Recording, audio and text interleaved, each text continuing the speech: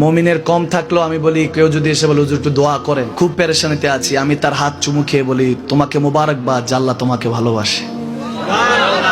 পেরেশানি তো মালিক দেয়, এই জন্য এটা রহমত মুমিনের জন্য। পেরেশানি দেয় যখন ফেরেশতারা বলে আল্লাহ চাইতেছে চাইতেছে, টাকা পয়সা চাইতেছে, বলে এটা কি? বলে ফাসেক, দে বিদায় কর, বিদায় কর। তার চাওয়া চেয়ে বিরক্ত লাগে, বিদায় কর, কি লাগে দে। আল্লাহ 10 কোটি দিয়েছে, 100 কোটি দে, বিদায় কর।